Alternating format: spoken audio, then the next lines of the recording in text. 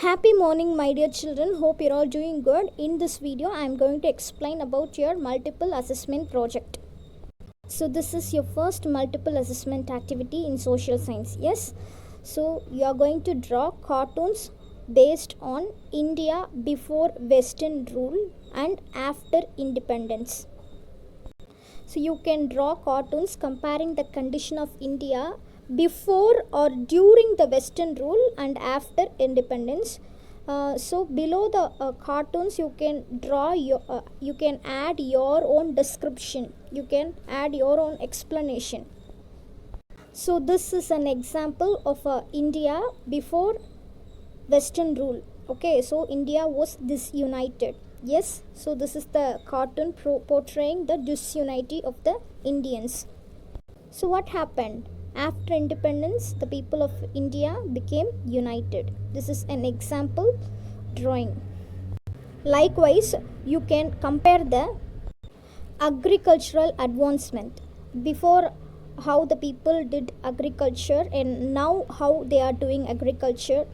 So also you can draw the lifestyle of people before the Western era and how we are technologically improved now in the field of science research, in space research, so on. You also can compare the economic status of India before the Western era and now how the growth of economy happened after independence. You can do your project in A4 sheets. In the first page, you have to give your own information like your name, class with section, project title, date, so on. You can decorate it on your own choice.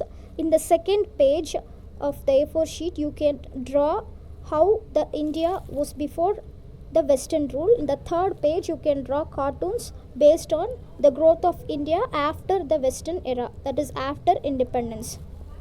So you can add your own description also. This is also one other example, children.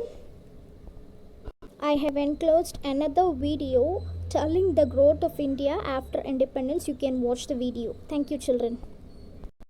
Long years ago, we made a tryst with destiny, and now the time comes when we shall redeem our pledge, not wholly or in full measure, but very substantially. At the stroke of the midnight hour, when the world sleeps, India will awake to life and freedom.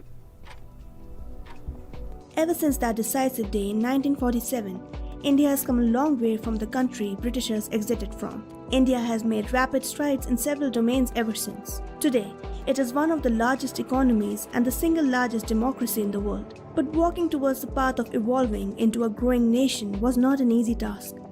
Here, we talk about some lesser known but important events that shaped India into becoming what it is today. India's date of independence was originally decided to be somewhere around June 1948, but the continuous and heated disagreements between the Congress and the Muslim League led the new Viceroy Lord Mountbatten to advance the date of transfer of power. He chose the second anniversary of Japan's surrender in World War II as the date of power transfer. The Indian Independence Act 1947 by the United Kingdom partitioned British India into two new independent dominions of India and Pakistan with effect from 15th August 1947. On 14th July 1947, the flag of Indian National Congress was adopted as the national flag of India.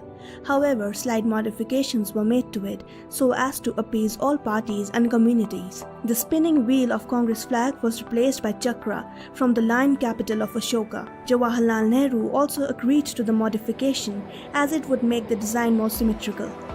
The resolution was approved unanimously and served as the national flag of India ever since.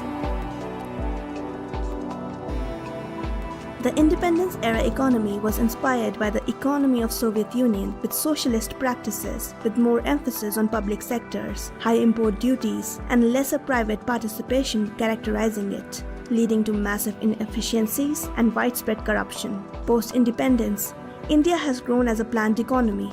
The first few plans focused on manufacturing sector, agriculture, and social development.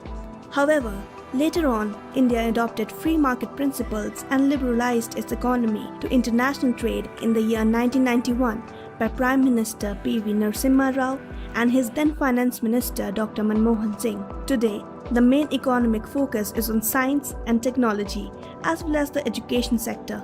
Since 2014, India's economy has been the world's fastest growing major economy, surpassing China. It is the world's 7th largest economy by nominal GDP and the 3rd largest by the purchasing power parity. At the time of Indian independence, India was divided into 2 sets of territories, one under the direct rule of the British and the other under the partial rule of the British Crown, with the control held by the hereditary rulers.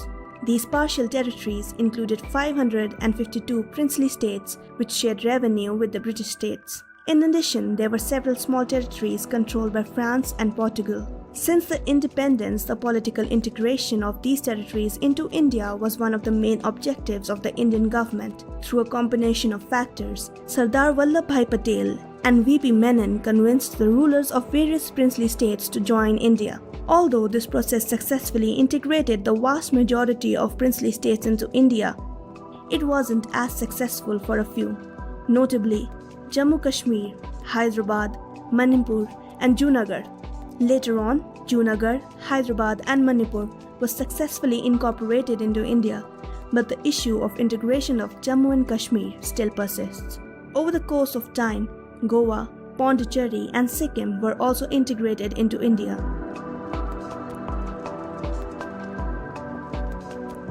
With the development of private sector in India, urbanization has also started to accelerate at a faster rate. Population residing in urban areas according to the 1901 census was 11.4%.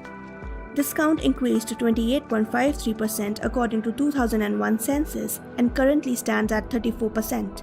With this increasing surge of population moving towards urban areas, a demand for new planned cities has also increased. Over the years post-independence, well-planned cities like Chandigarh, Bhubaneswar, Gandhinagar, Noida, and so on have emerged, which have significantly reduced the population stress on the metro cities. Upcoming cities like Amravati also plan to minimize the stress even further. The Republic of India is considered one of the emerging superpowers of the world, but it must overcome many economic, social, and political problems in order to become one of the most powerful nations of the world.